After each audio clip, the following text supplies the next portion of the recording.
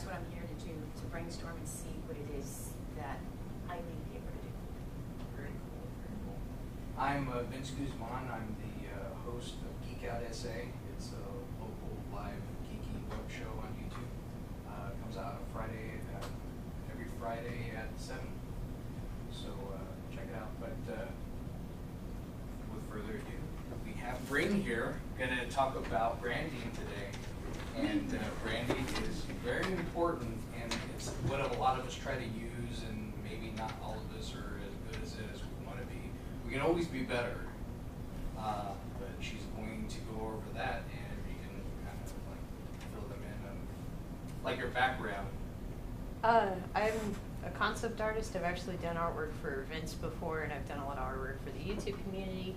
I've done concept art for indie communities as well over here in San Antonio. I've done quite a bit of stuff from graphic art to product design, to everything. So I've done it all. And the reason why I wanted to kind of give this presentation was because this is very important, and it's something that I think everyone can improve on, even myself, because I don't always do it right either, but that's okay. And that's why I wanted to give this presentation, is kind of give you an idea of how this works. And I'll warn you now, it's a lot of info, and it'll be really helpful to you, but I do have like a slide in there where we can take a break, but if you need to take a break earlier than that, that's cool. Just let me know and be like, hey, shut up for a second, and I'll be like, okay, that's fine. But we'll just go through this. I'll tell you a little bit of what you need to know, and I'm going to cover everything from, thumbnails to your channel art, stuff like that. Write it down if you need to know, and I'm going to make you do an activity at some point. Don't worry, it'll be fine. Got to make you be social a little bit, and we'll get through it. Hopefully you'll take something home that'll help you further your channels a little bit. So let's get into it. Yay! Let me know if this turns blue, because this is kind of wonky. So if it disappears, let me know. I'll wiggle it. So step 1, I'm Bart Simpson. I'm Bart Simpson. Who the hell are you? So who the hell are you? What defines your channel, and what do you want from your channel, and why brand this? First thing you need to know is what you're doing, why you're doing it, what do you want from it, what's the future of it, and then how do you brand this, basically.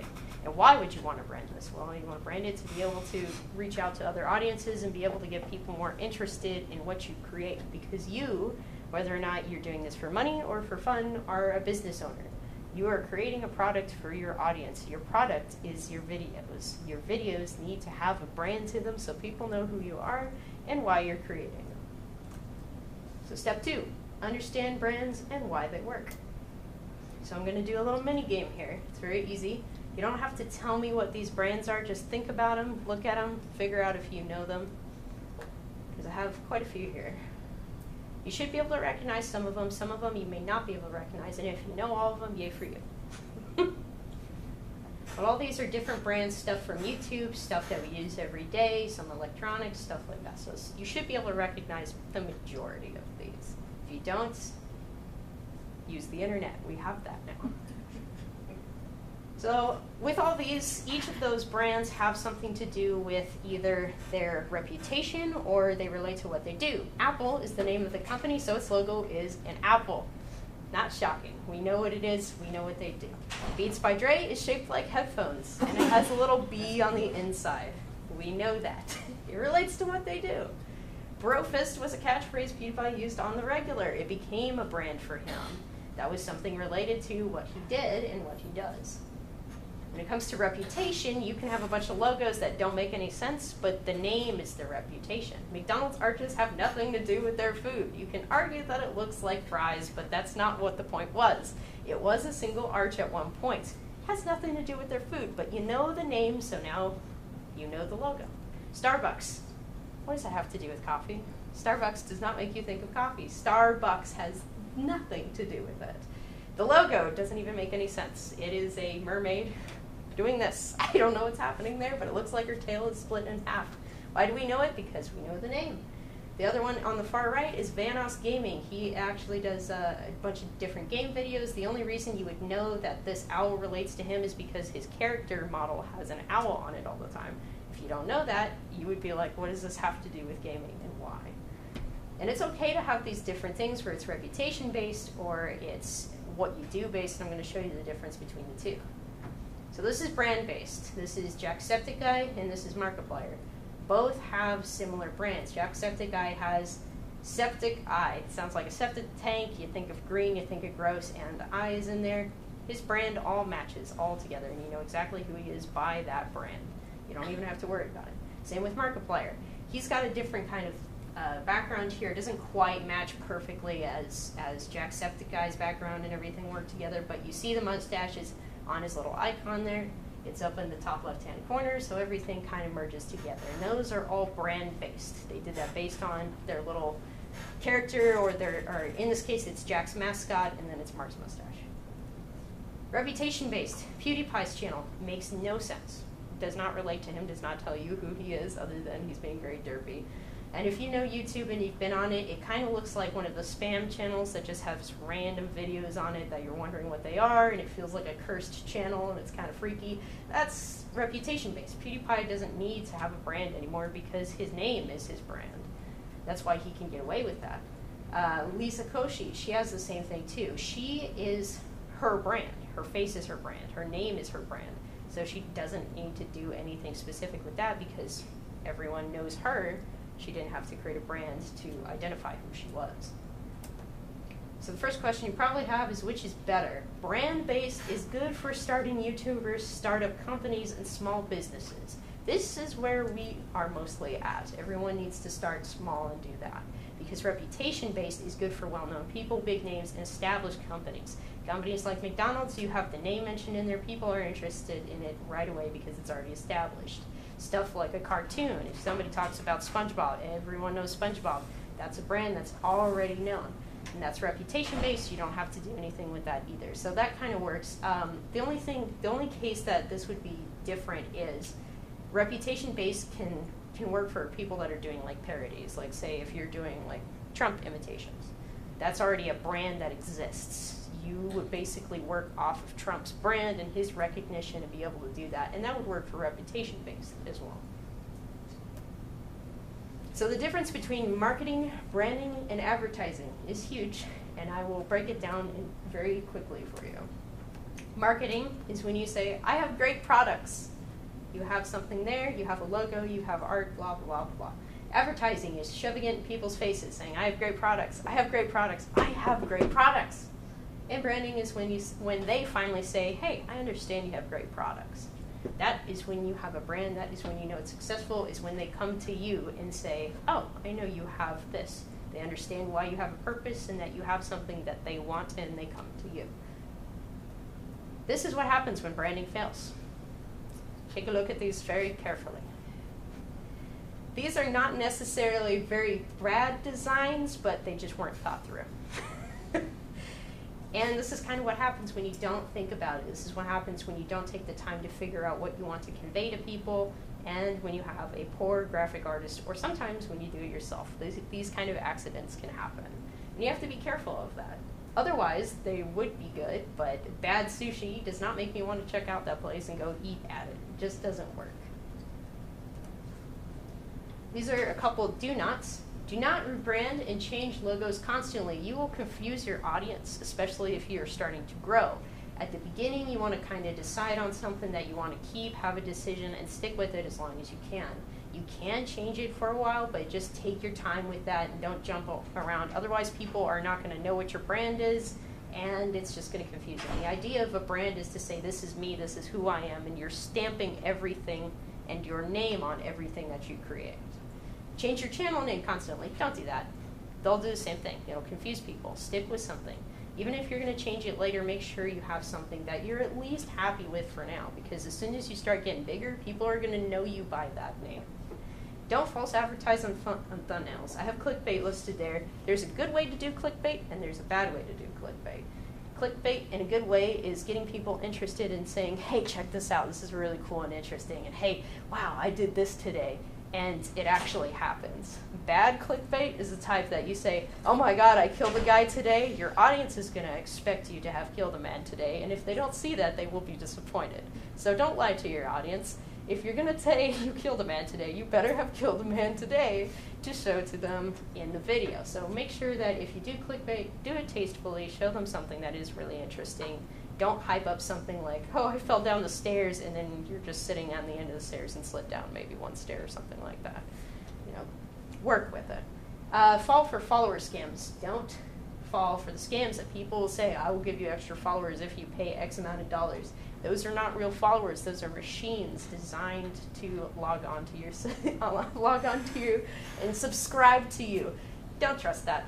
Don't do it. Do it the old-fashioned way, because the old-fashioned way doesn't cost you a dime. All it does is cost you time and your effort. And that is much more worthwhile than having to spend money to try to get there fast, because getting rich fast schemes never work, and that's the same with follower scams too. You want to get more followers? Work harder. They will come. It just takes time. And do not use a logo that doesn't reflect you or your product. If you are selling French fries, don't put hot dogs in your logo. That doesn't make any sense. You can do something different, and that has to do with your reputation too, is if you decide to kind of branch off a little bit. But try to make it as close as possible to something that represents either you or what you are producing. If it's food, then yes, you can use a hot dog or a French fry, or maybe a chef's hat. Anything that relates will help you and push your brand further so people understand what you do and why you do it.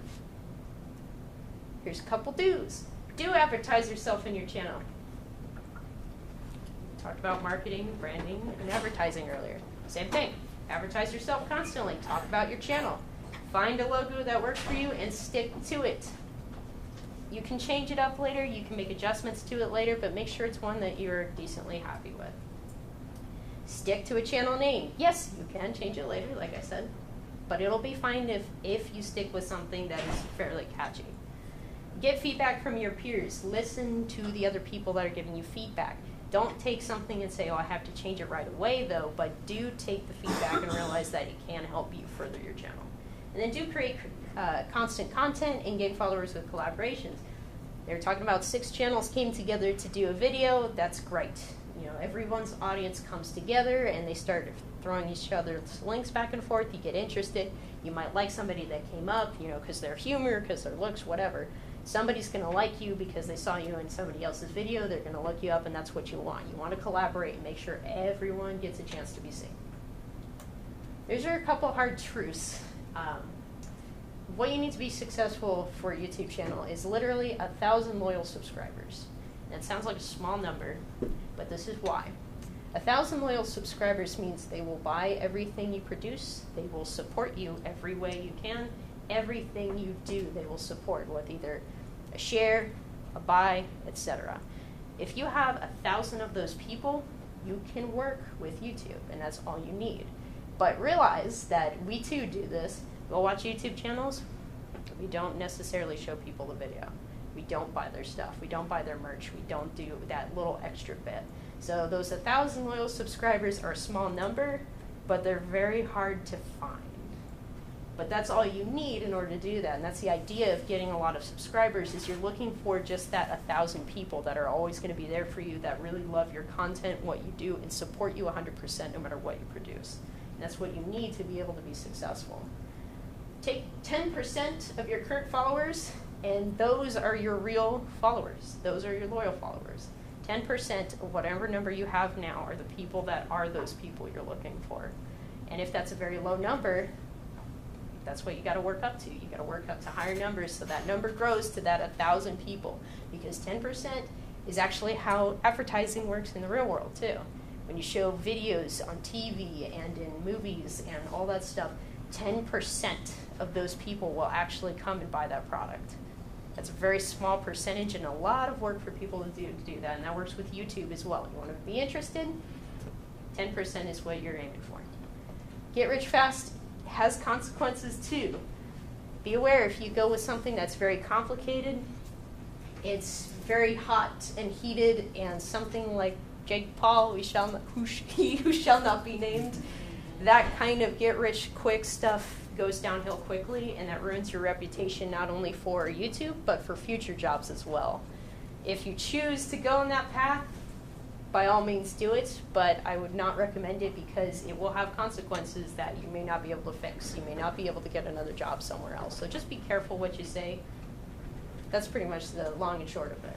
No content equals no growth equals no YouTube. If you don't have a lot of content, which the point of a lot of content is not for the sake of having a lot of content, it's being seen. We need to be seen. We need people to realize that we're here because the internet is so vast that there's no way in heck they're going to find you if you Google something and you only have one video. The point of having so many videos that are good quality is to be seen. You want as much content out there as possible so they find your stuff. And when they do find your stuff, you already have tons of content for them to enjoy. So when they find your stuff, they can keep watching it until they catch up. And that's the idea. You want them to binge watch. You want as much out there as possible so they can find you. Step 4, consistency and recognition over social platforms. So I'm going to talk about making sure all your stuff matches and looks pretty because that will help make sure everyone will still recognize you even if you're not on YouTube. This here is my brand, and you're probably looking at all 5 of these, and they look exactly the same. That is consistency. This is my brand. My backgrounds can change, that doesn't really matter, but the same thing is always here. My name, my logo, and what I'm creating. And that content is consistent on all media. It never changes. There might be a slight change, like my Twitter account is Art Skulls Tweets because I couldn't find Art Skulls, but it's still enough for people to figure out that it's me because everything else matches. That really helps, especially if you're all over other media, because if you have a bunch of crazy looking stuff, people are not going to know who you are.